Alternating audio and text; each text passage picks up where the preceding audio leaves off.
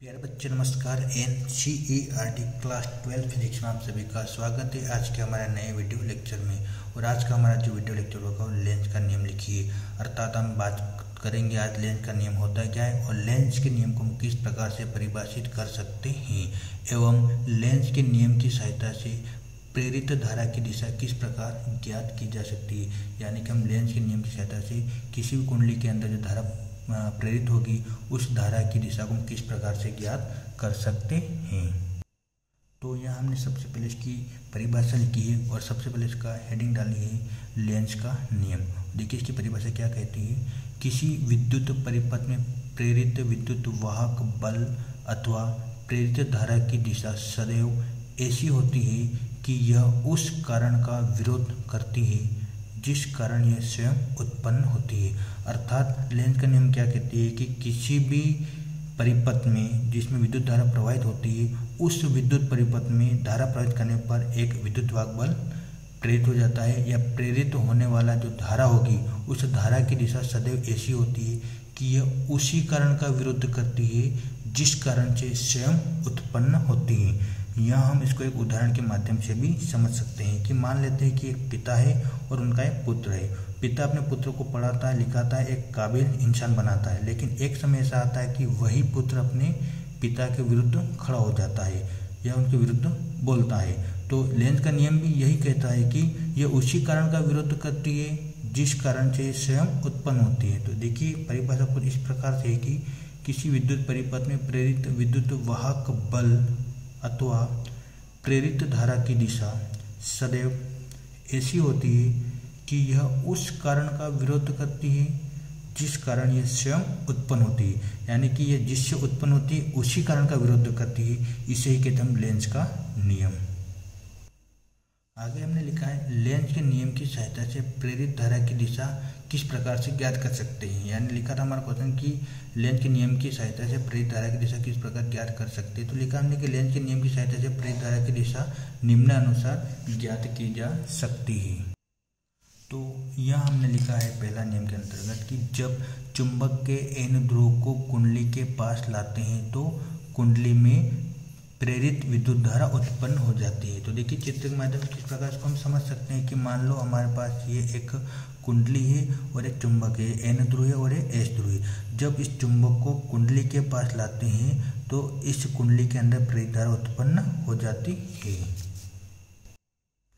आगे लिखा है इस प्रेरित धारा की दिशा इस प्रकार होगी कि वह चुंबक के एन ध्रुव को पास लाने का विरोध कर सके।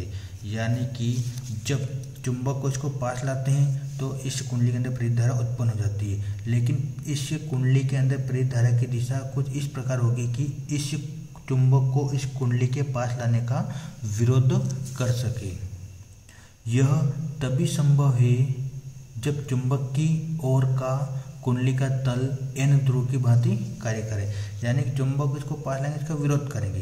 तो ये तब संभव होगा जब इस कुंडली का जो तल जो चुंबक के साइड वाला जो तल है, चुंबक के समीप वाला जो तल है, ये भी एन ध्रुव के भांति ही कार्य करे। क्योंकि ये चुंबक का एन ध्रुव है, ये कुंडली के तल का एन ध्रुव है, दोनों एक ही समकक्ष है, इसलिए दोनों क्या करेंगे एक दूसरे का विरोध करेंगे। तो कुंडली के चुंबक को एन ध्रुव को कुंडली के पास लाने का विरोध करेंगे। ये तब संभव होगा जब ये भी एन ध्रुव हो और ये भी एन ध्रुव हो। आगे हम लिखा है अतः कुंडली में प्रेरित धारा की दिशा वामाव्रत होगी। तो इस समय जो कुंडली के अंदर जो धारा प्रवाहित होगी वो धारा की जो दिशा होगी वो कुछ इस प्रकार से होगी। यानी धारा कुछ ऐसे इसके अंदर प्रवाहित होगी। इसको कहते हैं हम धारा की दिशा को वामाव्रत दिशा। यहाँ हमने इस चित्र के माध्यम से भी दिशा दिखाई गई कि वामाव्रत दिशा होती है। तो देखिए इसको एक बार और कि जब चुंबक के एन ध्रुव को कुंडली के पास लाते हैं तो कुंडली में प्रेरित धारा उत्पन्न हो जाती है। चुंबक है, कुंडली है, इसको अपन कुंडली के पास लाते हैं तो कुंडली के अंदर प्रेरित धारा उत्पन्न हो जाती है। और इस प्रेरित धारा की दिशा इस प्रकार होगी कि यह चुंबक के एन ध्रुव को पास लाने का विरोध कर सके। यह तभी संभव है जब चुंबक की ओर का तल कुंडली का तल एन ध्रुव की भांति कार्य करे। यानी इसको चुंबक एन ध्रुव को कुंडली के पास लाएंगे ये इसका विरोध करेगा। यह तब संभव होगा जब कुंडली का जो तल होगा इस चुंबक के समीप वाला तल ये भी एन ध्रुव के भांति ही कार्य करें, क्योंकि ये भी एन ध्रुव और ये भी एन ध्रुव, ये दोनों जो सेम प्रकृति के, इसलिए एक दूसरे का ये विरोध करेंगे। और इस समय कुंडली में बहने वाली धारा की जो दिशा होगी वह वामाव्रत होगी। धारा की दिशा कुछ कुंडली में इस प्रकार से प्रभावित होगी। तो देखिए हमने लिखा है, जब चुंबक के एन ध्रुव को कुंडली के पास लाते हैं तो कुंडली में प्रेरित विद्युत धारा उत्पन्न हो जाती है। इस प्रेरित धारा की दिशा इस प्रकार होगी कि वह चुंबक के एन ध्रुव को पास लाने का विरोध कर सके। यह तभी संभव है जब चुंबक की ओर का कुंडली का तल एन ध्रुव की भांति कार्य करे। अतः कुंडली में प्रेरित धारा की दिशा वामाव्रत होगी। दूसरे पॉइंट में हम देखेंगे कि जब चुंबक को कुंडली से दूर ले जाया जाता है तब क्या होता है। तो हमने लिखा है, जब चुंबक के एन ध्रुव को कुंडली से दूर ले जाते हैं तो पुनः कुंडली में विद्युत धारा प्रेरित हो जाती है। तो देखिए चित्र के माध्यम देखेंगे कि कुंडली है और ये हमारे पास एक चुंबक के एस ध्रुव और एन ध्रुव। अब क्या करें, इस कुंडली को, इस चुंबक को कुंडली से दूर ले जाते हैं।